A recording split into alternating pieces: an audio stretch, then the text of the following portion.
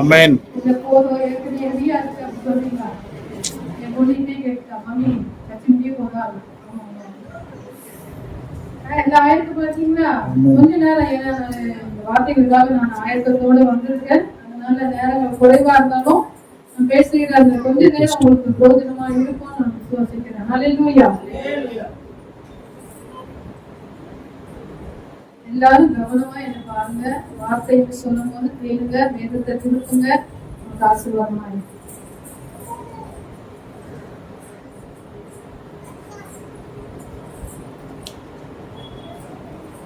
ராஜாக்கள் 17ஆம் அதிகாரம் 1ஆம் வசனம்.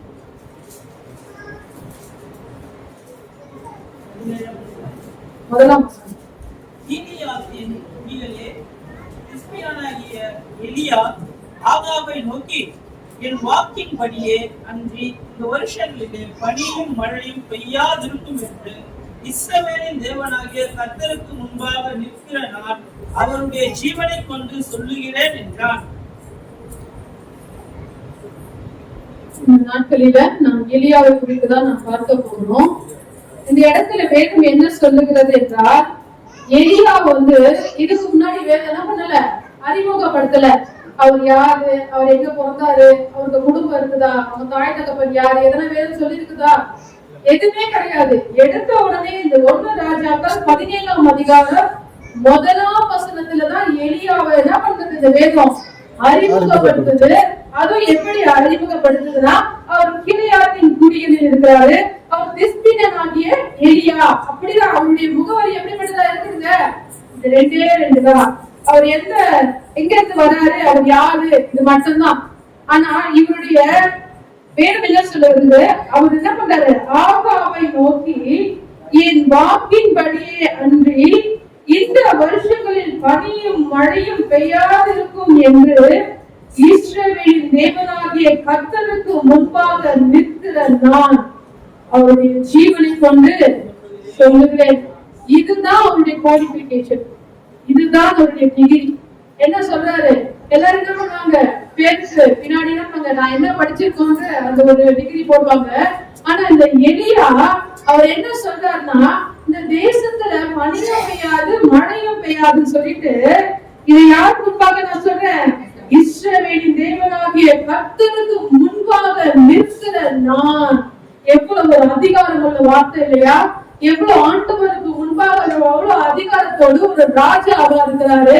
ஒரு ராஜாவுக்கு முன்பாக போய் இந்த தேசத்துல இனி பனியும் வராது மழையும் பெய்யாது, இது ஆண்டுடைய ஜீவனை கொண்டு நான் பேசுறேன். அவர் பேசுறதுக்கு எவ்வளவு தைரியம் வேணும் இல்லையா? எவ்வளவு அவருக்குள்ளாக ஒரு வைராட்சி இருந்திருக்கும் பாருங்க. அப்படிப்பட்டவராக தான் நாம் என்ன பண்றோம், எலியாவை ஆட்சி கொண்டிருக்கிறோம். இந்த வசனத்தை படிக்கும் போது நமக்குள்ள எப்படி இருக்கும், ஒரு தைரியமா இருக்கும் இல்லையா? சில பேர் தைரியத்துக்காக என்னென்னமோ ட்ரை பண்ணுவாங்க. ஆனா இந்த எலியாவுடைய அதிகாரத்தை நம்ம படிக்கும் போது ஒரு தைரியத்தை ஆண்டவர் நமக்குள்ள என்ன பண்றாரு, கொண்டு வருகிறவரா இருக்கிறார். தேவனுடைய பிள்ளைகளே, மீண்டும் ஒருமுறை வாசிக்கலாமா? எலியா ஆகாபை நோக்கி, வாக்கின்படியே அன்றி இந்த வருஷங்களில் பனியும் மழையும் பெய்யாதிருக்கும் என்று இஸ்ரவேலின் தேவனாகிய கர்த்தருக்கு முன்பாக நிற்கிற நான் அவருடைய ஜீவனை கொண்டு சொல்லுகிறேன் என்றான். பாருங்க, ஆண்டவருடைய பிள்ளை அந்த ராஜாவுக்கு முன்பாக தைரியத்தோட ஏன் இந்த வார்த்தைகளை அவர் சொன்னாலும் தெரியுமா உங்களுக்கு? ஏனென்றால் இஸ்ரவேல் ஜனங்கள் என்ன பண்ணாங்கன்னா, விக்கிரகங்களை வணங்கி கொண்டு அவங்க என்ன பண்ணாங்க, பாகாலை வணங்கி கொண்டு அவங்க என்ன பண்ணாங்க, ஆண்டவரை மறந்துட்டாங்க. அப்போ அவர் என்ன பண்றாரு, இவங்க பாகாலை வணங்குறாங்க, இவங்களுக்கு எல்லா ஆசீர்வாதங்களும் கிடைச்சிட்டா இவங்க என்ன பண்ண மாட்டாங்க, ஆண்டவரை தேடவே மாட்டாங்க. தேவனை இவங்க என்ன பண்ண மாட்டாங்க, தேடவே மாட்டாங்க. அப்போ தேவனை இவங்களை தேட வேண்டும் என்றால் இந்த தேசத்துல ஒரு பிரச்சனை வந்துதான் ஆகணும். பிரச்சனை வந்தாதானே நம்மளும் ஆண்டவரை தேடுறோம். உண்மையா இல்லையா? உண்மைதான், ஜபம் பண்ணுவோம். ஆனா பிரச்சனை வந்துச்சுன்னா ஜபம் எப்படி இருக்கும், அதிகமா இருக்கும் இல்லையா? 5 நிமிஷம் பண்ற ஜபம் எப்படி இருக்கும், 1 மணி நேரம் ஆயிடும். சில பேர் 1 மணி நேரம் பண்ற ஜபம் இன்னும் எக்ஸ்ட்ராவா ஆயிடும் இல்லையா? ஏன் சில நேரங்களில் ஏற்கனவே நம்முடைய வாழ்க்கையில பிரச்சனையை ஆண்டவர் அனுமதிக்கிறாரு. ஆண்டவரை தேடுவதில் நாம எப்படி இருக்கிறோம், குறைவா இருக்கிறோம். என்னை தேடாம இருக்கிற இது அப்படின்னு சொல்லிட்டு ஆண்டவர் நமக்குள்ள என்ன பண்ற, ஒரு குடும்பத்துல ஒரு பிரச்சனைகளை கொண்டு வரும்போது நம்மளால என்ன பண்ண முடியல, சாப்பிட முடியல, தூங்க முடியல, ஒரு வேலையில ஈடுபட முடியல. அந்த பிரச்சனைகள் நமக்கு என்ன பண்ணுது, அழுத்துகிறதாய் காணப்படுகிறது. அதனால நம்ம என்ன பண்ணுவோம், ஆண்டவரை நாபடியாய் அவர் என்ன பண்ணுவோம், தேடுகிறவர்களாய் இருப்போம். அதே மாதிரிதான் இந்த ஜனங்கள், இஸ்ரவேல் ஜனங்கள் பாகாலை வணங்குகிறார்கள், ஆண்டவரை மறந்து விட்டார்கள். அப்போ ஆண்டவரை தேடும்படியாக ஒரு பிரச்சனைகளை இந்த தேசத்திலே கொண்டு வரும்படியாக எலியா என்ன பண்ணுகிறார், ஆண்டவருக்கு முன்பாக நின்று போராடி செபித்தவராய் காணப்பட்டிருப்பார் இல்லையா. அவர் எந்த அளவு செபித்திருப்பாங்க, அவர் செபிக்காமைய அந்த ராஜாவுக்கு முன்பாக நின்று பேசுறாரு. பாத்தீங்கன்னா அந்த நாட்களில ராஜா எப்படிப்பட்டவங்களா இருந்தாங்க, கொடுமையானவங்களா இருப்பாங்க இல்லையா. அவர் ராஜாவுக்கு கோபம் எப்படிப்பட்டதா இருக்கும், பயங்கரமா இருக்கும் இல்லையா. ஒண்ணு சொல்லி அது நடக்கலன்னா, ஒரு தைரியமா ராஜா முன்னாடி அவங்க பேசுறாங்கன்னா அவங்க என்ன பண்ணுவாங்க, உயிரை பிடிச்சி ஒரு கவலை இல்லாம இருப்பாங்க இல்லையா. ஆனா இவர் என்ன பண்றாரு, தைரியமா சொல்றாரு, இந்த தேசத்துல இனி என்ன பண்ணாது, மழையும் பெய்யாது, பனியும் பெய்யாது. ராஜாவே, உங்களுக்கு ரொம்ப அதிகாரம் இருக்கலாம், இந்த தேசத்தின் மேல உங்களுக்கு அதிகாரம் இருக்கலாம், இந்த ராஜ்யத்தின் மேல உங்களுக்கு அதிகாரம் இருக்கலாம், இங்க இருக்கிற போர் சேவர்கள் மேல உங்களுக்கு அதிகாரம் இருக்கலாம். ஆனா என்னுடைய தேவன் சர்வ வல்லமையுள்ளவராய் இருக்கிறார். அவர் வானத்திலும் பூமியிலும் சகல அதிகாரம் உள்ள தேவனை நான் எனக்கு முன்பாக வைத்து உனக்கு இந்த வார்த்தையை நான் சொல்லுகிறேன் என்று. எவ்வளவு பெரிய ஆச்சரியமான ஒரு காரியம், எவ்வளவு ஒரு வலிமையான ஒரு வார்த்தை, எவ்வளவு ஒரு விசுவாசம் உள்ள அதிகாரத்தை தேவனுடைய பிள்ளைகள் பேசுகிறார்கள் என்று பாருங்க. தேவனாகிய இயேசு கிறிஸ்து நமக்கு என்ன பண்ணிருக்கிறாரு, அதிகாரத்தை கொடுத்திருக்கிறாரு. கொடுத்திருக்கிறாரா இல்லையா? ஆனா நம்ம எந்த அளவு பேசுறோம், நம்ம பிரச்சனையை பார்த்து என்ன பண்றது இல்ல, பேசுறது இல்ல. பிரச்சனையோடு நம்ம என்ன பண்றோம், இணைஞ்சிடறோம். அதனால அந்த பிரச்சனை நம்மளை பார்த்து என்ன பண்ணுது, அதை பார்த்து நம்ம பயந்துருக்கோம் இல்லையா. அது நம்மளை பார்த்து என்ன பண்ணல, பயப்படல. உண்மையாதான் சொன்னேன், பொதுவாக அறிவுல சொல்லல. என் வாழ்க்கையும் சரி, பிரச்சனைகள் வந்துச்சுன்னா எனக்கு என்ன சொல்றதுனே புரியாது, ரொம்ப மனசு வேதனையா இருக்கும், ரொம்ப கஷ்டமா இருக்கும், அழுகையாதான் வரும்.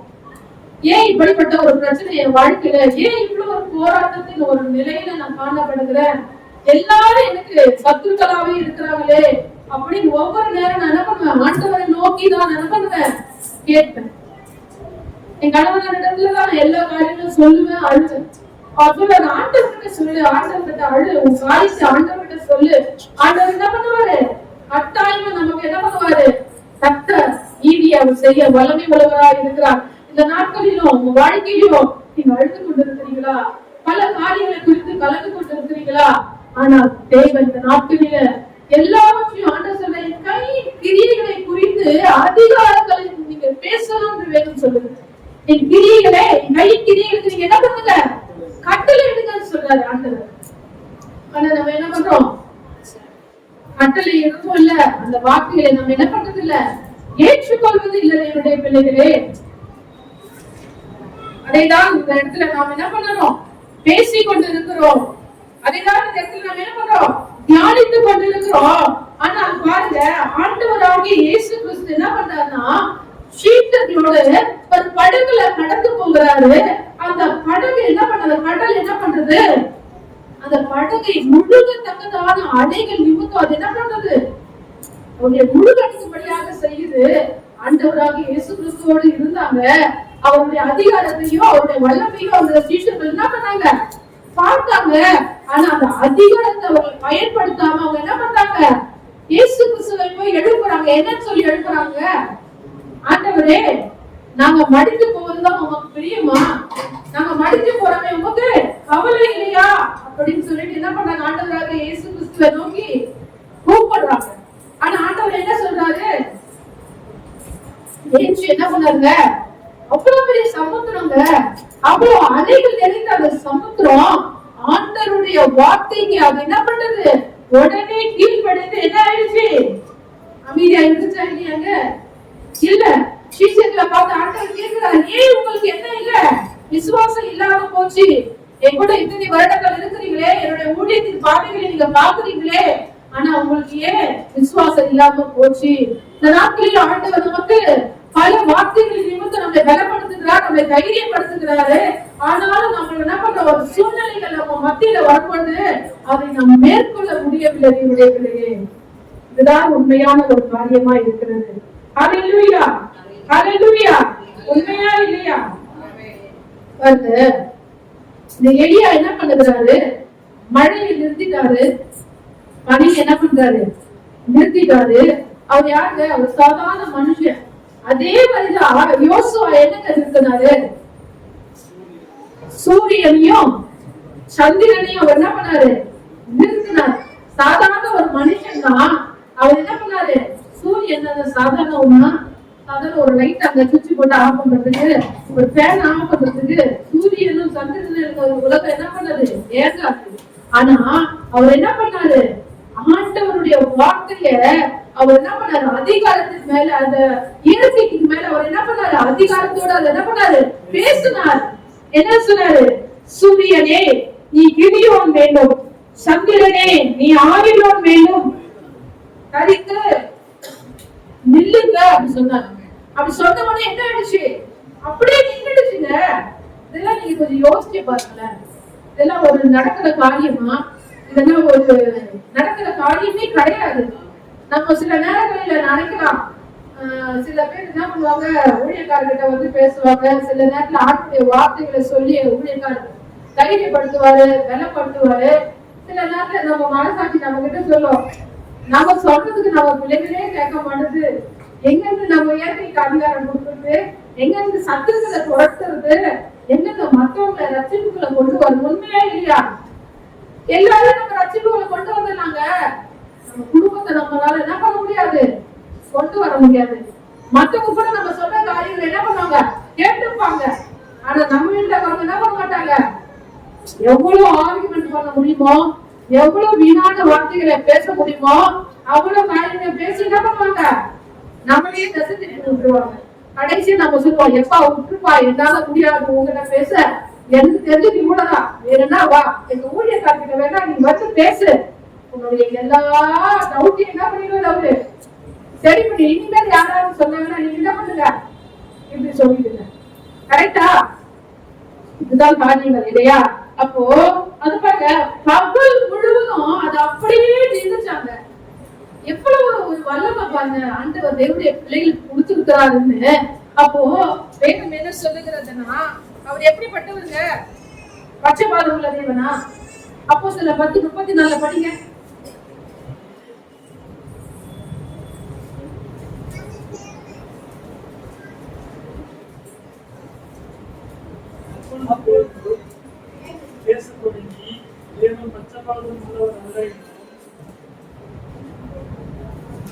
தேவன் எப்படிப்பட்டவங்க? அப்போ யோசுவா மட்டும்தான் ஆண்டவர் பெரிய காரியங்கள் செய்வாரா? எலியாவை கொண்டுதான் செய்வாரா? அப்போ நம்மையும் கொண்டு ஆண்டவர் செய்வாங்க. அதை எத்தனை பேர் அதை ஏற்று பண்றீங்க? அந்த வார்த்தைய விசுவாசிச்சீங்கன்னா ஆண்டவர் உங்களை கொண்டு பெரிய காரியங்கள் செய்வார். விசுவாசிக்கிறவங்க ஆமென் சொல்லலாமா? இது கூட சொன்னாதான் சொல்வீங்க. விசுவாசிக்கிறீங்களா சொன்னவனே ஆமென் சொல்ல வேண்டாமா? ஆமென் என்ன ஆண்டவர் அப்படியே உங்க வாழ்க்கையில என்ன பண்ணுவாரு? இன்னைக்கு நம்ம ஆகாதவங்களா இருக்கலாம், மற்றவங்களால புறக்கணி பண்றவங்களா இருக்கலாம்.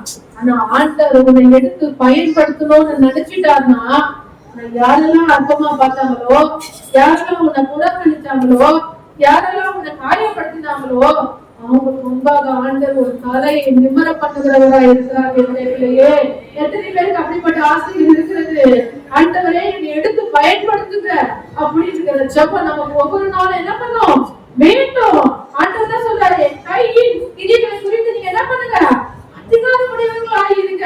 இந்த நாட்களில நம்முடைய வாழ்க்கையிலும் அந்த ஆண்டவராக இயேசு கிறிஸ்து படுகல போகும்போது பிரச்சனைகள் போராட்டங்கள் வந்த பொழுது ஒரு ஆண்டவருடைய வார்த்தையினால அது என்ன பண்ணாரு? மேற்கொண்டாரு. நம்முடைய வாழ்க்கையிலும் விசுவாசம் பல பிரச்சனைகளை கொண்டு வரலாம், பல நெருக்கங்களை கொண்டு வரலாம். ஆனாலும் ஆண்டவர் வாழ்க்கை என்கிற படகுல தேவன் நம்மோடு கூடதான் இருக்கிறார். தேவனுடைய பிள்ளையே, அவர் ஒரு நாளுடைய வாழ்க்கை மூழ்கி போகிற அளவு விட்டுவிட மாட்டார். பொறுத்து இருப்பார். எந்த அளவு ஆண்டுக்குள்ள வாழ்ந்துருக்க, எந்த அளவு ஆண்டுடைய வாழ்க்கையில நீ பெறனா இருக்கிற அப்படின்னு ஆண்டவர் என்ன பண்றாரு? உன் கூடயேதான் இருக்க. உன் வாழ்க்கையில உன்னோடு கூடதான் இருக்கிறார். உன் கண்ணீரின் மத்தியில உன்னோடு கூடதான் இருக்கிறார். உன் தனிமையில ஆண்டவர் உன்னோடு தான் இருக்கிறார். அப்போ நாம் எல்லாவற்றையும் மேற்கொள்ளுகிறவர்களாக அதிகாரம் உடையவர்களாக நாம் என்ன பண்ணணும்? செயல்பட வேண்டும் என்று தேவன் நம்மிடத்துல எதிர்பார்க்கிறார். ஹல்லேலூயா. பாருங்க, எலிசா ஒரு எழுப்புதலின் பெயர். ஆமாவா இல்லையா? எலிசா எப்படி பண்றது? ஒரு எழுப்புதலின் பெயர். எலிசா ஒரு அக்கினி ஜுவாலை. பாருங்க, வேதம் எப்படி எல்லாம் வர்ணிக்குது பாருங்க. நாம தான் நம்மளை எப்படி வர்ணிக்கிறோங்க? நம்ம எப்படி பேசுறோம்? நம்மளுடைய வார்த்தை எப்படிப்பட்டதா இருக்குது? விசுவாசம் உள்ளதா இருக்குதா? இல்ல பாசிட்டிவா பேசுறோமா? இல்ல ஒன்னைக்குமே உதவாது அப்படின்னு பேசுறோமா? ஆனா வேதமும் சரி, தேவனும் சரி, நம்மளை குறித்து எப்பயுமே மேன்மையான ஒரு சிந்தையுடையவர்களா இருக்கிறாரு. ஆனா நம்ம எப்படி பண்றோம்? நம்மளையே நம்ம என்ன பண்றோம்? தாழ்வாதான் நினைக்கிறோம். ஆனா எலிசாவை வேதம் சொல்லுகிறது, அவர் எழுப்புதலின் பெயர், அவர் ஒரு அக்கினி ஜுவாலை, அவர் கர்த்தருக்காக பக்தி வைராக்கியம் உடையவராய் இருக்கிறார் என்று. அவர் எலிசா தேவனுடைய மகிமைக்காக பல காரியங்களை அவர் செய்திருக்கிறாரு. நான் நினைக்கலாம், இதுல ஏதாவது ஒன்னாச்சு நம்ம செய்திருக்கோமா? இல்ல. வேதம் தான் அவரை பத்தி அவர் பெருமையா சொல்லல. வேதம் தான் அவரை குறித்து இவ்வளவு காரியங்கள் சொல்லுது. பாருங்க, எலிசா என்ற பெயரு வேதம் முழுவதிலும் 98 முறை வந்திருக்கு. ஒருத்தருடைய பெயர் மட்டுமே என் பலனானவர். நம்முடைய பலன் யாருங்க? ஆண்டவராகிய இயேசு கிறிஸ்துதான். அதனால்தான் தேவன் சொல்லுகிறார், என் பலவீனத்திலே உன் பலவீனத்திலே என் பலன் பூரணமாய் இருக்கும் என்று நம்மை பலப்படுத்துகிற தேவனாய் இருக்கிறார். ஹல்லேலூயா, ஹல்லேலூயா, ஹல்லேலூயா. பாருங்க, புதிய ஏற்பாட்டுல மட்டுமே எலியாவை குறித்து 29 வாட்டி வந்திருக்குன்னா அவர் எவ்வளவு ஒரு முக்கியமான ஒரு ஆளா இருப்பார் இல்லையா? ஒரு வாட்டி வந்திருக்கலாம், 2 வாட்டி வந்திருக்கலாம். நம்ம பழைய ஏற்பாட்டுல படிக்கிறோம் எலியாவை, 1 ராஜாக்கள் 17ஆம் அதிகாரம் நம்ம படிக்கிறோம். ஆனா புதிய ஏற்பாட்டுல எலியா என்கிற வார்த்தை 29 வாட்டி வந்திருக்குன்னா அவர் அந்த அளவு ஒரு முக்கியத்துவத்தை வேதம் என்ன பண்ணுறது? அவருக்கு கொடுத்திருக்கிறது. ஏன்னா பாருங்க, 100க்கு 100 தேவனுக்காக தன்னை முழுமையாக அர்ப்பணித்தவர் என்று வேதம் சொல்லுகிறது. அவருக்கு குடும்பம் இல்ல, அவருக்கு சொந்தம் இல்ல, அவருக்கு ஒரு மனைவி பிள்ளைகளோ எதுவுமே கிடையாதுங்க. தன்னை முழுமையாக தேவனுக்கென்றே தன்னை அர்ப்பணித்து தேவனுக்காக வாழ்ந்த ஒருவர் என்று எலியாவை குறித்து வேதம் சொல்லுகிறது. அவரை குறித்து என்ன சொல்லுகிறது? அவர் ஒரு அக்கினி ரதமா இருக்கிறாரு. சில நேரங்களில் அநேக ஊழியக்காரர்கள் எலியாவை குறித்து பேசுவாங்க. ஒரு நம்ம நினைப்போம், எலியா எப்படிப்பட்டவர்? ஒரு சூப்பர் மேன், ஒரு சூப்பர் பவர்ஃபுல்லான மேன். ஏனென்றால் மழையும் பனியும் என்ன பண்ணிருக்காரு? நிறுத்திருக்காரு. சும்மா ஒரு சின்ன ஒரு அற்புத ஆட்டம் செய்தாலும் நம்மள என்ன பண்ண முடியல, கையிலையும் பிடிக்க முடியல, எங்கேயுமே பிடிக்க முடியல, சபையில கூட பிடிக்க முடிய மாட்டேங்குது சில நேரங்களில. ஆனா அந்த அளவு நம்மளுடைய காரியம் நம்மளுடைய இருக்கு அப்படி இருக்கிறது. ஆனா எலியா இவ்வளவு பெரிய காரியங்களை செய்திருக்கிறாரு. அப்ப சபையிலும் சரி, ஆண்டவருடைய வார்த்தையிலும் சரி, அவர் எந்த அளவு புகழக்கூடியவராக இருக்கிறாரு. நம்ம நினைக்கலாம், எலியா ரொம்ப பெரிய சூப்பர்மேன், அவர் பவர்ஃபுல், அவர் ஆண்டவரோடு பேசினாரு, ஆண்டவர் என்ன பண்ணாரு? அவரை மாறிட்டாராங்க? அவரு இல்ல, ஆண்டவர் அப்படியே என்ன பண்ணாரு? அவரை எடுத்துக்கொண்டார். அப்ப எந்த அளவு ஆண்டவருக்கு அவர் பிரியமா இருந்திருப்பாரு, எந்த அளவு ஆண்டவருக்கு அவரோட ஐக்கியம் இருந்திருக்கோம் பாருங்க. அதுதான் வேதம் சொல்லுகிறது. ஆனா எலியா எப்படிப்பட்டது உங்களுக்கு தெரியுமா? யாக்கோபு 5ஆம் அதிகாரம் 17ஆம் வசனத்தை வாசிக்கலாமா?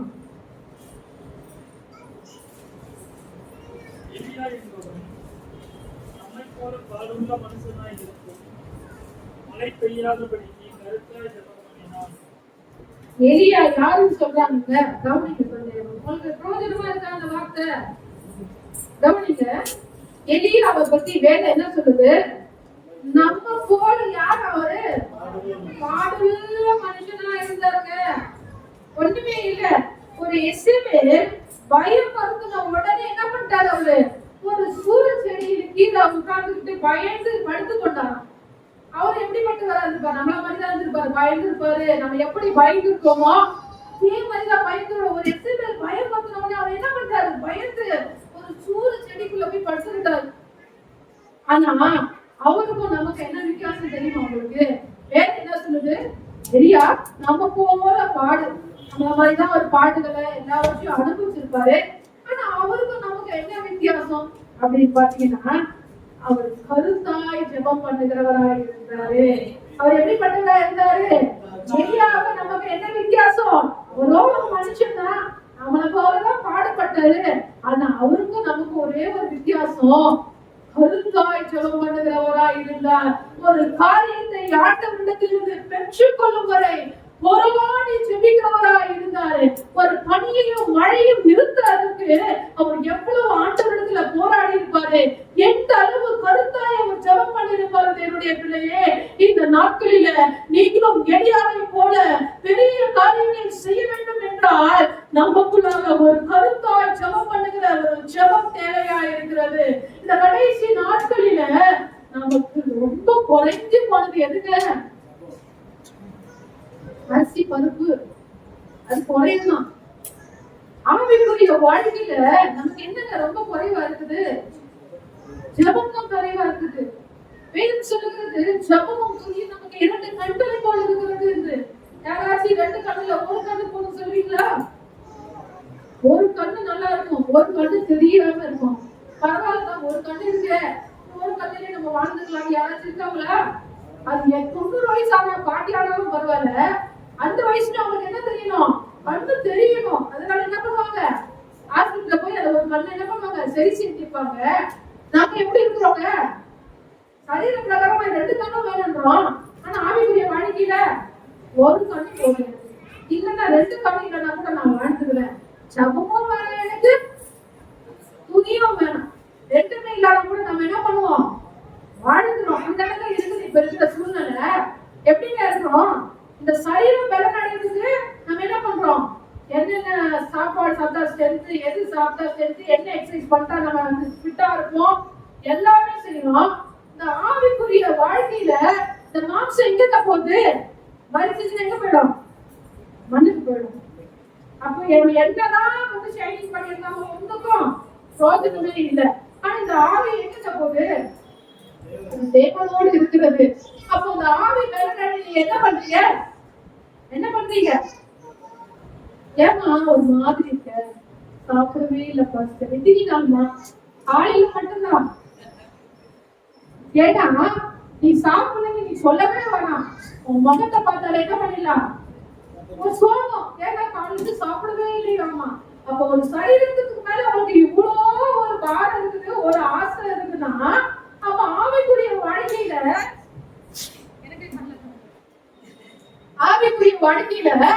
சாப்பிடுறதே இல்லைன்னா உன் ஆத்மா எப்படிங்க இருக்கும்?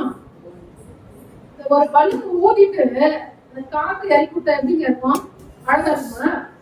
எப்படி இருக்கும்? சுருங்கி போயிட்டு இருக்கும் இல்லையா? அப்போ உன் ஆத்மா எப்படி இருக்கு ஜபம் இல்லாம? ஆனா ஆண்டவரே எனக்கு எல்லாமே வேணும், எனக்கு எல்லாமே தரணும். இந்த மாதிரி சண்டை போடுவோம் இல்லையா? தந்தே ஆகணும். இது எப்படி? இந்த சீஷர்கள் ஆண்டவராக இயேசு கிறிஸ்துவ, ஆண்டவரே நாங்க மறித்து போறோமே, உங்களுக்கு கவலையே இல்லையா அப்படின்னு என்ன நம்ம சீஷர்கள் இயேசுவை பார்த்து, அவர் போய் கவலை இல்லாம இருப்பாராங்க? சொல்லுங்க, சீஷர்கள் குறிச்சு அவருக்கு கவலை இல்லாம இருக்குமா? ஆனா என்ன பண்றாங்க? இருக்கிறாங்க. ஆண்டவர் பொறுமையா இருக்கிறாரு, என்னதான் பண்றாரு. நம்முடைய வாழ்க்கையில ஆண்டவர் சில பிரச்சனைகள் மத்தியில கடந்து போகும்போது ஆண்டவர் என்ன பண்றாரு? அப்ப நம்ம என்ன கேட்போம்? ஆண்டவரே உங்களுக்கு கண்டிருப்பா, உங்களுக்கு காத்திருக்கா, நான் இவ்வளவு கத்துறேனே, உங்களுக்கு கேக்குதா? நான் இவ்வளவு கஷ்டப்படுறேனே, உங்களுக்கு இது சந்தோஷமா இருக்கா? அப்படி நம்ம என்ன பண்ணுவோம்? நம்முடைய இருதயத்துல அவ்வளவு ஒரு வேதனைகள். அதனால நம்ம ஆண்டவரத்துல அப்படிப்பட்ட வார்த்தைகளை நம்ம பேசுறோம். ஆனா எலியா நம்ம போல பாடுதான், ஆனாலும் அவர் செபிப்பதை ஒரு நாளும் விடலைங்க. ஆனா அந்த வாழ்க்கையில பாடுகள் இருக்குது. ஆனா அந்த வாழ்க்கையில என்ன இல்ல? பாடு வந்த உடனே என்ன பண்றது இல்ல? பாருங்க, நம்ம சபையில எவ்வளவு பேர் இருந்தாங்க தெரியுமா? எவ்வளவு ஆத்துமாக்கள் இருந்தாங்க தெரியுமா? எல்லாரும் ஏன் தெரியுமா இப்ப வழி விலகி போயிட்டாங்க? ஏன் தெரியுமா இந்த இவ்வளவு காலியா இருக்கு? நான் கேட்கறதெல்லாம் ஆண்டவர் எனக்கு என்ன பண்ணணும்? கொடுக்கணும். எது கேட்டாலும் ஆண்டவர் எனக்கு கொடுக்கணும். கொடுக்கலான்னு நான் என்ன பண்ண மாட்டேன். இந்த சபையும் வேணாம், இந்த ஆண்டவர் வேணாம், இந்த ஊழியக்காரர் வேணாம், யாருமே வேணாம். அப்ப ஆண்டவர் உனக்கு கேட்கறதெல்லாம் கொடுக்கணும்னா எந்த அளவு ஜபம் கருத்துள்ளதா இருக்கிறது? ஒரு நாள் ஜபிப்போம், 2 நாள் ஜபிப்போம், ஒரு வாரம் ஜெபிப்போம், அப்பயும் நம்ம வாழ்க்கையில எந்த மாற்றமும் வரவில்லைன்னா நம்ம பேசுகிற காரியம் என்ன? நம்ம ஆண்டவருக்காக நம்ம எவ்வளவு செய்யணும்? ஆண்டவர் எனக்கு என்ன செஞ்சாரு, நான் ஏன் இந்த ஆண்டவரை தேடணும்? அப்ப எலியா அப்படி நடிச்சிருந்தாருன்னா இன்னைக்கு அவரை பத்தி இந்த வேதம் இந்த அளவு பேசுமா? பேசியிருக்குமா? ஆனா வேதம் நம்மிடத்துல இந்த நாட்களில் ஆண்டவர் நம்மிடத்துல எதிர்பார்க்கிறது இந்த கடைசி காலமா இருக்கிறது, இந்த கிருபையின் நாட்களா இருக்கிறது. தேவனுடைய பிள்ளையே, நீ எத்தனை முறை தவறு இருந்தாலும் மன்னிக்கிற காலமா இருக்கிறது. ஆனா இதே கிருபையோட ஆண்டவர் இருக்க மாட்டார். இதே கிருபையோட மன உருக்க முடியவரை மனப்பட மாட்டாரு. இனி வருகிற நாட்கள் நியாய தீர்ப்பு நாட்களா இருக்கிறது. இதே கிருபை உள்ள ஆண்டவர் இந்த நியாய தீர்ப்பு நாளில நீதி உள்ள தேவனாய் இருக்கிறாரு. நாம் செய்கிற பாவங்களுக்கு அவர் நீதி செய்கிற தேவனாய் இருக்கிறாரு. இது இரக்கத்தின் காலமா இருக்கிறாரு. இந்த நாட்களில பேசுகிற நானும் ஜெபத்துல குறைவுள்ளவர்களாய்தான் இருக்கிறேன். கருத்தாய் ஜெபிக்கிற அந்த ஜெபம் இல்லாமல் இருக்கலாம். ஆனா இந்த நாட்களில ஆண்டவரிடத்துல நம்ம என்ன பண்ணணும்? இப்படிப்பட்ட ஒரு ஜெபத்தினால இந்த நிரப்புங்க ஆண்டவரே, சபையை நிரப்புங்க ஆண்டவரே. அப்படி நம்ம என்ன பண்ணோம்? கருத்தாய் நாம் ஜெபிக்க ஆரம்பிச்சுட்டா ஆண்டவர் பெரிய காரியங்களை கட்டாயமாய் செய்வார். இந்த வெறுமைகள் இனி நம்ம சபையில இருக்காது. இந்த வெறுமைகள் இருக்கவே இருக்காது. தேவனே, இந்த நாட்களில இந்த காரியங்களில நம் குறைவுள்ளவர்களாக இருந்தால் ஆண்டவரிடத்துல நம்ம என்ன பண்ணலாம்? மன்னிப்பு கேட்கலாம். ஆண்டவருடைய வார்த்தை சொல்லுகிறது அதேதான். அவர் என்ன பண்ணாரு? பாடுள்ள மனுஷனா இருந்து கருத்தாய் ஜெபம் பண்ணதுனால 3 வருஷம் 6 மாதம் என்ன பண்ணலையா? மழை பெய்யவே இல்லையா? மழை பெய்யாம இருந்ததுனால அந்த தேசத்துல என்ன ஆச்சுங்க? ஆறு எல்லாருமே என்ன ஆச்சு? வத்திடுச்சு. பஞ்சம். என்னதான் பண்றதுன்னே தெரியாத ஒரு சூழ்நிலையில அந்த ஜனங்கள் என்ன பண்ணிட்டாங்க? வந்துட்டாங்க.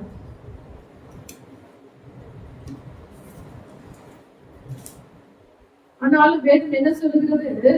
அவர் எப்படிப்பட்டவராக இருந்தாரு? தேவனுக்கு முன்பாக ஒரு உத்தரவாதத்தோடு அந்த ஜனங்களுக்காக ஒரு ஆண்டோடைய சமூகத்துல நின்னாருங்க. போட்டோம், அவங்க பாக்காத வணங்குறாங்களா, எப்படியாச்சும் அழிஞ்சு போட்டோம் அப்படின்னு நினைச்சு அவர் நினைக்கல. இந்த ஜனங்கள் எப்படியாவது மீண்டும் ஆண்டவரை தேட வேண்டும் என்று தன்னை ஆண்டவருக்கு முன்பாக அர்ப்பணிப்போடு ஆண்டவருக்கு முன்பாக அவர் என்ன பண்ணுவாரு? உத்தரவாதத்தோடு அந்த ஜனங்களுக்காக அவர் என்ன பண்ணிருப்பாரு? திறப்பில் நின்று இருப்பார். என்னுடைய பிள்ளையே, இந்த நாட்களில எலியாவை போல நாமும் எப்படி இருக்கணும்? ஜனங்களுக்காக, சபைக்காக, ஊழியக்காருக்காக, அழித்து கொண்டிருக்கிற ஆத்துமாக்களுக்காக, பின் மாற்றத்தில் இருக்கிற நம்முடைய பிள்ளைகளுக்காக நம்ம என்ன பண்ணோம்? கருத்தாய் ஜெபிக்கும் பொழுது கட்டாயமாய் ஆண்டவர் கிரியை செய்ய அவர் வல்லமை உள்ளவராய் இருக்கிறார். என்றால் வேதம் என்ன சொல்லுகிறது? அவர் பட்சபாதம் இருக்கிற தேவனா? உனக்கு செய்வாரு, உனக்கு செய்ய மாட்டாரா? மனுஷன் செய்யலாங்க, எனக்கு பிடிச்ச பிள்ளைக்கு செய்யலாம், எனக்கு பிடிக்காத பிள்ளைக்கு செய்யாம இருக்கலாம். ஆனா ஆண்டவர் அப்படி பார்க்க மாட்டாரு. எல்லாருக்கும் அவர் எப்படிப்பட்டவராக இருக்கிறாரு? செவி கொடுக்கிற தேவனாய் இருக்கிறாரு, பதில் அளிக்கிற தேவனாய் இருக்கிறாரு. பாருங்க, பழைய ஏற்பாட்டுல எலியாவை வேதம் சொல்லுகிறது. புதிய ஏற்பாட்டுல யார்கிட்ட சொல்லுது? யோவான் ஸ்நானகனை குறித்து சொல்லுகிறது. ஏனென்றால் அவர் எலியாவின் ஆவியோடு கர்த்தருக்கு வழியை ஆயத்தம் பண்ணுகிறவராய் காணப்படுகிறார் என்று வேதம் சொல்லுகிறது. சீடர்கள் ஆண்டவராகிய இயேசு கிறிஸ்துல கேட்கிறாங்க, ஆண்டவரே, 2ஆம் வருகைக்கு எலியாவை எழுப்புவேன் என்று சொன்னீரே அப்படின்னு சொல்லி. எலியா என்ன பண்றது? இன்னும் அழிக்கல. வெளிப்படுத்த விஷயத்துல வேதம் என்ன சொல்றது? எலியா மீண்டும் வரதான் போகிறாரு. ஒருத்தர் மறிக்கல. யாருங்க? எலியா மறிக்காம அந்த எடுத்துக்கொள்ளப்படுறாரு. இன்னும் ஒருத்தர் இருக்காங்க. யாரு? ஏனும். இதெல்லாம் நீங்க கரெக்டா வச்சுக்கணும். பட்டு சொல்லணும். யாராச்சும் கேட்டாங்க நம்ம என்ன பண்ணக்கூடாது? சில பேர் சத்தியத்தை தெரிஞ்சு வச்சுக்கிட்டே நம்ம டெஸ்ட் வைப்போம். நீ சொல்லு பார்க்கலாம் அப்படின்னு சொல்றவங்க இருக்கிறாங்க இல்லையா? அப்போ அவங்க பேச விடாதபடி நம்ம என்ன பண்ணணும்? எல்லாத்தையும் தெரிஞ்சு வச்சுக்கணும். அப்போ பாருங்க, எலியா என்ன பண்றாரு? இந்த 2ஆம் வருகையில ஆண்டவர் என்ன பண்றாரு? எலியாவை எழுப்புவேன்றாரு. அப்போ இந்த நாட்களில தேவனுடைய வருகைக்கு ஆண்டவர் எலியாவை எழுப்பும்படியாக சபையை ஆயத்தப்படுத்திக் கொண்டிருக்கிறார். சபைகளில் இருந்துதான் அநேக எலியாக்களை ஆண்டவர் என்ன பண்ண போகிறார்? எழுப்ப பண்ண போகிறாரு. அதைதான் தேவன் நம்மை ஆயத்தம் பண்ணுகிறவராய் இருக்கிறாரு. எலியாவின் அபிஷேகத்தை ஆண்டவர் சபைக்கு தர ஆயத்தம் உள்ளவராய் இருக்கிறாரு. நீ ஆயத்தம் உள்ளவராய் இருந்தால் எலியாவின் அபிஷேகத்தினாலே உன்னையும் ஆண்டவர் பயன்படுத்த வல்லமை உள்ளவராய் இருக்கிறாரு. இனி காலம் செல்லாது, தேவனுடைய வருகை மிக சமீபமாய் இருக்கிறது. அப்ப எலியாவின் அபிஷேகத்தோடு நாம் தேவனுக்காக எழுப்பி பிரகாசிக்க வேண்டும். தேவனுடைய பிள்ளைகளே, ஹல்லேலூயா, ஹல்லேலூயா. பாருங்க, மல்கியா 4ஆம் அதிகாரம் 5ஆம் வசனத்தை வாசிக்கலாமா?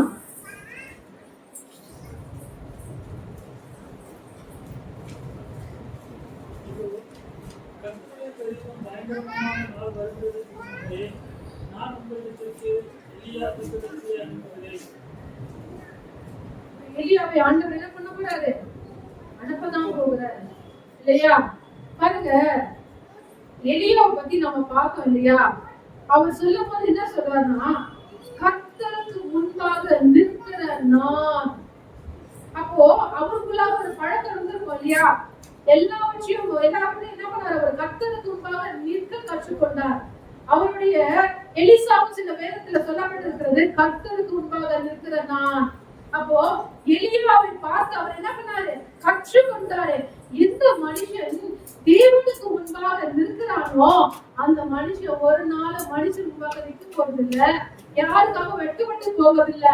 இந்த நாட்களில் நாமளும் எல்லாவற்றுக்காக மனுஷனை பார்த்துனே நம்ம நின்று இருக்கிறதுனாலதான் இன்னும் நம்ம எப்படி இருக்கிறோம்? விழுந்து கிடக்கிற நிலையில தான் இருக்கிறோம். நம்மளால எழுப்ப முடியல, நம்மளால எழுப்ப முடியல. தேவனுடைய பிள்ளையே, இனி நாம் தேவனுக்கு முன்பாக நிற்கிறவர்களாய் காணப்படும் பொழுது நம்முடைய பிள்ளைகளை நம்மளை பார்த்து என்ன பண்ணோம்? கற்றுக்கொள்ளும், கற்றுக்கொள்ளும். ஆமாவா இல்லையா? சில நேரங்களில் பிள்ளைகளை நம்ம சொல்லுவோம், ஜெபம் பண்ணு, பைபிள் படிங்க. சில வாய் இல்லாத பிள்ளைங்க என்ன பண்ணோம்னா, சரி நம்ம படிக்கிறோம். வாய் இருக்கிற பிள்ளைங்க என்ன நம்ம சொல்லுவோம்? நீ படிச்சியா? நீ ஜெபிச்சியா? என்னையே சொல்ற? நீ எப்ப ஜெபிச்ச? நான் பார்க்கவே நீ ஜெபம் பண்ணி. சில பேர் சொல்லுவாங்க, பிள்ளைங்களை பத்தி கம்ப்ளைண்ட் பண்ண ஒரு பிள்ளைங்க என்ன சொல்லுவா, எங்க மம்மியை பார்க்கும் போது எங்க மம்மி பண்றதுதான் எல்லாமே நானும் பார்க்கிறேன். அப்போ ஒரு பிள்ளை யாரை பார்த்துதாங்க கத்துக்குது? தாய் தகப்பனை பார்த்துதான் கற்றுக்கொள்ளுது. அப்போ நம்ம எல்லா பிள்ளைங்க ஒரு காரியங்களை நம்ம இடத்துல சொல்லும் பொழுது நம்ம என்ன தெரியுமா சொல்லணும்? ஜெபம் பண்ணு, ஏசப்பா கிட்ட சொல்லு. உன் வாழ்க்கையில எல்லாவற்றையும் அவர் செய்ய வல்லமை உள்ளவராக இருக்கிறாரு. நம்ம இந்த வயதுல இருந்து பிள்ளைகளுக்கு பழக்கும் பொழுது அது எல்லாவற்றுக்கும் நம்ம இடத்துல நிற்காது. தேவனுடைய பிள்ளையே, முதலாவது தேவனுடைய சமூகத்துல போய், ஏசப்பா நம்ம பிள்ளைங்களுக்கு நம்ம ஜெபம்னா என்னன்னு சொல்லி தரதுல, ஜோம் பண்ணு ஜோம் பண்ணு ஜோம் பண்ணு ஜோம் பண்ணு, அதுக்கு என்ன இது எரிச்சல் பண்ணுது. ஆமா இல்லையா? சொல்லுங்க, உண்மையா இல்லையா? நாமளே சின்ன வயசுல எங்க அம்மா அப்படிதான் சொல்லும் போது எனக்கே என்ன பண்றது தெரியாது. சின்ன வயசுல அது ஒரு பழக்கம் தான். காலையில எழுந்துப்போம், டீ தப்புங்கம்மா அப்படின்னு கேட்டா, ஜோம் பண்ணியா? ஓ, ஜோம் பண்ணா டீ சாப்பிட முடியாதுமா. எரிச்சலோடி கப்பல் நம்ம போய் ஜாப் பண்ணுவோம். எதுக்கு ஜாப் பண்றது? டீ கொடுப்பாங்க. அப்பதான் நமக்கு என்ன பண்ணுவாங்க? உண்மையா இல்லையா? சொல்லுங்க. நம்ம வாழ்க்கையில நடந்த ஒரு காரியம். அப்போ பிள்ளைகளுக்கு நம்ம என்ன பண்ணணும்? ஜப்பன்னா ஃபர்ஸ்ட் என்ன? ஏசப்பா கிட்ட பேசுறது. இப்ப எப்படி நீ மம்மி கிட்ட மம்மி எனக்கு இது வாங்கிட்டாங்க, எனக்கு இது வேணும் அப்படின்னு நீ கேட்கிற பத்தியா? அது நீ ஏசப்பா கிட்ட கேட்க போற. ஏசப்பா, இன்னைக்கு நீ காத்தீங்களே, எனக்கு இந்த ஞானத்துல குறைவா இருக்கு, எனக்கு ஞானம் தாங்க, இது எனக்கு வேணும் ஏசப்பா, இதை தாங்க, தேசத்துக்காக அப்படின்னு ஏசப்பா பேசணும்னா ஒரு ஜபம் நீங்க சொல்லி பாருங்க. அடுத்த வாட்டி பிள்ளைங்க ஜபம் சொல்லவே வேணாம். அதுக்குள்ளே காலையில எழுந்து உடனே என்ன பண்ணிடும்? ஜாஸ்தி மம்மி நான் ஜாப் பண்ணி தேசப்பட்ட சொல்லிட்டேன், ஒரு தந்துன்னு சொல்லிட்டாரு அப்படின்னு சொல்லுவா. எப்படி சொல்லுவா? அப்படியே பாசிட்டிவா பேசிடுவா. ஜாப் பண்ணி மட்டும் சொல்ல மாட்டேன், நான் ஜாப் பண்ணிட்டேன் ஏசப்பா தரேன்னு சொல்லிட்டாரு. அப்போ பிள்ளைங்களுக்கு நம்ம என்ன பண்ணணும்? ஜபிக்க கத்து கொடுக்கணும். அப்ப முதலாவது நம்ம ஜெபிக்கணும். அப்போ நம்ம என்ன பண்ணோம்? எந்த மனுஷனுக்கு முன்பாக நம்ம நிற்க போதில்லை, ஆண்டவருக்கு முன்பாக நம்ம நிற்க கற்றுக்கொண்டோம் என்றால் எந்த மனுஷனுக்கு முன்பாக நம்ம என்ன பண்ண போவதில்லை, நிற்க போவதில்லை. நீங்க சொல்லுங்க, நம்ம வாழ்க்கையில வேலை முக்கியம்தான், முக்கியம்தான், வருமானம் முக்கியம்தான், தொழில் முக்கியம்தான். ஆனா அது இரண்டாவது ஆளுதான். முதலாவது எதுங்க? ஜபம் தான் முக்கியமா இருக்கிறது. சில பேர் சொல்லுவாங்க, நான் நடந்துகிட்டே ஜபம் பண்ணேன், நான் பைக் ஓடிக்கிட்டே ஜபம் பண்ணேன்,